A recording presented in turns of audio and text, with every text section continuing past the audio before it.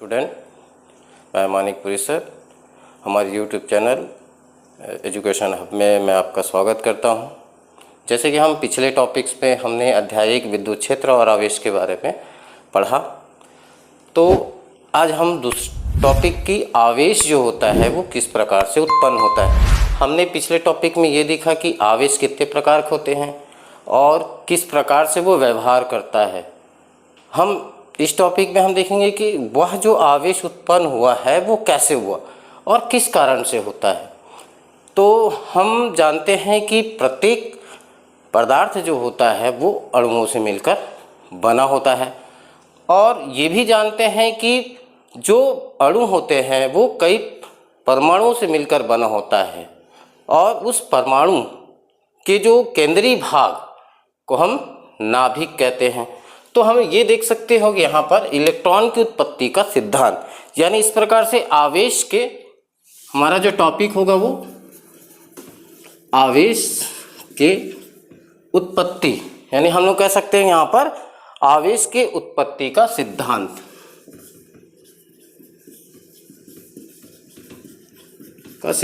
हम यहाँ पर ये देख सकते हैं कि आवेश किस प्रकार से उत्पन्न होता है।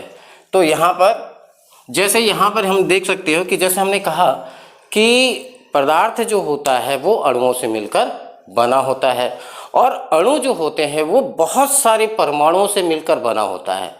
तो यहाँ पर जैसे हमारे पास कोई एक पदार्थ है, जैसे ये यहाँ पर हम देख सकते हैं ये एक पदार्थ है, ये तो ये जो पदार्थ है वो कई परमाणुओं से मिला। तो जो परमाणु होते हैं उसके केंद्रीय भाग, यहाँ पर हम एक केंद्र बनाते हैं जहाँ पर प्रोटॉन और न्यूट्रॉन ये पाए जाते हैं। तो यहाँ पर इसके नाभिक, जिसको भाग, जो केंद्रीय भाग होता है जिसको हम लोग कहा जाता है नाभिक, यानी एक पदार्थ के जो परमाणु है उसके केंद्रीय भाग को हम क्या कहेंगे, यहाँ पर नाभिक कहते हैं। इस नाभिक पे प्रोटॉन होता है और न्यूट्रॉन, यहाँ पर प्रोटॉन को P से दर्शाते हैं और न्यूट्रॉन यहाँ पर जो प्लस है, मतलब इस पर प्रोटॉन पर धन आवेश पाया जाता है। यहाँ पर न्यूट्रॉन भी होता है लेकिन यहाँ पर इस पर कोई भी आवेश नहीं पाया जाता। जैसे जैसे हम इसकी जो कक्षक होता है प्रोटॉन से, जैसे जैसे हम दूरी, उसके प्रोटॉन की चारों ओर यहाँ पर होते हैं इलेक्ट्रॉन।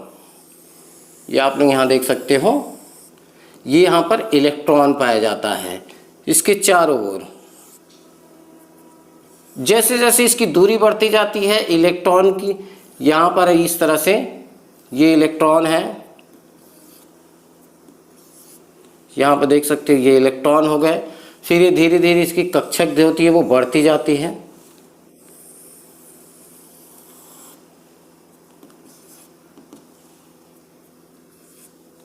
ये इलेक्ट्रॉन इसके कक्षक में गति करते हैं। ये इलेक्ट्रॉन, इस पर ऋण आवेश पाया जाता है। इलेक्ट्रॉन पर क्या पाया जाता है, ऋण, यहाँ से हम बोल सकते हैं इसको ऋणात्मक। ये इलेक्ट्रॉन है, ये जो सारे हैं वो दिख रहे हैं वो आपको, ये होते हैं इलेक्ट्रॉन। तो ये जो इलेक्ट्रॉन है वो जैसे जैसे यहाँ पर देखिए, यहाँ पर क्या होता है, धीरे धीरे वो कक्षक से दूरी बढ़ती जाती है। अब बढ़ती जाती है जिसके कारण से क्या होता है, यहाँ पर इलेक्ट्रॉनों पर जो बल होता है, आकर्षण बल, वो धीरे धीरे कम होने लगते हैं।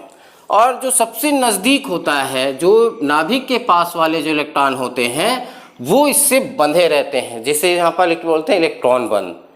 यहाँ पर जो एक बंध होता है, इलेक्ट्रॉन बॉन्ड होता है, यहाँ पर ये सबसे अधिक आकर्षण है। जैसे जैसे इलेक्ट्रॉनों की दूरी बढ़ती जाती है वैसे वैसे इलेक्ट्रॉनों पर जो मान होता है, आकर्षण बल का मान धीरे धीरे कम होता रहता है। और जो बाहरी कक्षक होता है, जैसे यहाँ पर ये बाहरी कक्षक है, तो ये बाहरी कक्षक का जो इलेक्ट्रॉन है वो आकर्षण बल से बहुत कम बंधे होते हैं, और बाह्य ऊर्जा के कारण ये उस पर गति करने लगते हैं। यानी जो बाहरी इलेक्ट्रॉन होता है वो इस पर गति करने लगता है, और जब ये गति करता है तो इसको हम ये कह सकते हैं कि इसको मुक्त इलेक्ट्रॉन कहा जाता है। यानी किसी भी पदार्थ का धनात्मक और ऋणात्मक होना इस मुक्त इलेक्ट्रॉनों पर निर्भर करता है कि ये इलेक्ट्रॉन किस प्रकार से धनात्मक होगा और किस प्रकार से ऋणात्मक का काम करता है पदार्थों में।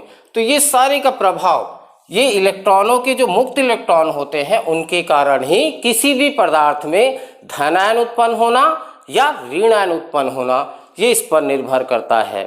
जैसे हमने अभी देखा कि पिछले टॉपिक में देखा था कि जब हम कांच की छड़ को जब रगड़ते हैं तो कांच की छड़ पे धनावेश हो जाता है और रेशम के कपड़े पर वहाँ पर क्या हो जाता है, ऋणावेश हो जाता था। तो ये कैसे होता है, और ये भी बता दें कि यहाँ पर इलेक्ट्रॉनों की संख्या और प्रोटॉनों की संख्या जो होती है वह क्या होती है, बराबर होती है। यहाँ पर जितने इलेक्ट्रॉन होंगे उतने प्रोटॉन भी होंगे। आपने ये भी यहाँ पर देख रहे होंगे कि यहाँ पर P और N, जैसे यहाँ पर प्रोटॉन और N दोनों हैं, लेकिन न्यूट्रॉन पर कोई भी आवेश नहीं पाया जाता, प्रोटॉन पर धनावेश पाया जाता है और इलेक्ट्रॉन पर ऋणावेश पाया जाता है। फिर भी से कोई भी पदार्थ जो होता है, क्योंकि यहाँ पर दोनों आवेश है, धनावेश भी है और ऋणावेश भी है, इसलिए ये पदार्थ क्या होते हैं, विद्युत रूपेण से उदासीन पाया जाता है। यानी यहाँ पर पदार्थ यहाँ पर क्या है, यहाँ पर विद्युत रूपेण से उदासीन होता है। तो इस प्रकार से यहाँ पर दोनों भी आवेश होने के कारण से यहाँ पर ये ना तो ये धनावेश में माना जा सकता है, ना ही ऋणावेश में माना जा सकता है, इसलिए कहा जाता है इसमें उदासीन कहा जाता है। अब साथ में आगे हम लोग बढ़ते हैं, इसका कारण क्या है। जब हम किसी पदार्थ को जब रगड़ते हैं तब क्या होता है, ये भी देख सकते हो। और यहाँ पर प्रोटॉनों की संख्या इलेक्ट्रॉनों की संख्या भी बराबर होता है। यहाँ पर मुक्त इलेक्ट्रॉन जो होता है वो अंतिम कक्षक में गति करता रहता है। यानी किसी भी पदार्थ को धनावेश और ऋणावेश होने के लिए इलेक्ट्रॉन जो होते हैं, जिसको बोलते हैं हम लोग मुक्त इलेक्ट्रॉन, मुक्त इलेक्ट्रॉन, और यहां पर ये हो गया आपका प्रोटॉन, ये होता है इसको न्यूट्रॉन। तो इस तरह से हम लोग यहाँ पर ये हो गया प्रोटॉन और ये हो गया न्यूट्रॉन और ये हो गया इलेक्ट्रॉन। तो इन सभी के कारण यहाँ मुक्त इलेक्ट्रॉन हो गए यहाँ पर, तो ये जो होते हैं ये किसी भी पदार्थ का धनावेश होना ऋणावेश होना ये उसका उत्तरदायी होता है। अब देखते हैं यहाँ पर, जैसे हम लोग पहले बात किए कि जब हम कांच की छड़ को तो किससे रगड़े थे हम, यहाँ पर रेशम के कपड़े से।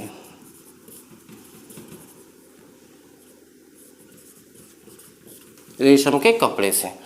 तो जब हम यहाँ पर कांच की छड़ को रेशम के कपड़े पे रगड़े थे तो उस समय यहाँ पर दोनों पदार्थों में इलेक्ट्रॉनों की संख्या प्रोटॉनों की संख्या ने दोनों आवेश बराबर थे। तो जब हम इसमें रगड़ते हैं तो यहाँ पर क्या होता है कि जैसे हमने यहाँ कहा गया था कि मुक्त इलेक्ट्रॉन जो होते हैं वो इलेक्ट्रॉनों का धनावेश होना और प्रोटॉन और ऋणावेश होना ये उत्पन्न करता है। तो जैसे हम इसको बाहरी ऊर्जा से या इसको हम घर्षण से या अन्य बाह्य स्रोत से किसी भी तरह से हम इस मुक्त इलेक्ट्रॉनों को निकाल सकते हैं। रगड़ने से ये क्या होते हैं, वो गति में आ जाते हैं और वो बाहर निकल जाते हैं, या तो अंदर आ जाएंगे या तो फिर बाहर चले जाते हैं। तो इस तरह से यहाँ पर इलेक्ट्रॉनों का होता है। तो थे यहाँ पर वही देखते हैं, जब हम कांच की छड़ को रेशम से रगड़ते हैं तो इसमें क्या होता है, कांच की छड़ से जो होता है इलेक्ट्रॉन, कांच की छड़ से इलेक्ट्रॉन निकलकर कहाँ चले जाते हैं, रेशम के कपड़े में। अर्थात यहाँ से इलेक्ट्रॉन कहाँ का गति करने लगता है, रेशम के कपड़े की ओर चल देता है। और यहाँ पर रेशम के कपड़े में आवेश की मात्रा जो होती है, इलेक्ट्रॉनों का मात्रा जो होती है, यानी इलेक्ट्रॉन यहाँ पर क्या हो गई, अधिकता। तो इसमें अधिकतम हो गई,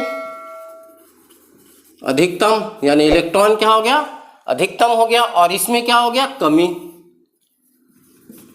यानी इलेक्ट्रॉन की क्या हो गई, यहाँ पर कमी हो गई। तो दो कमी होने के कारण क्या हो गया, कांच की छड़ जो होता है वो धनावेश हो जाता है और रेशम का कपड़ा जो होता है वो ऋणावेश हो जाता है। ठीक उसी तरह दूसरे में जब हम एबोनाइट का छड़ लिए थे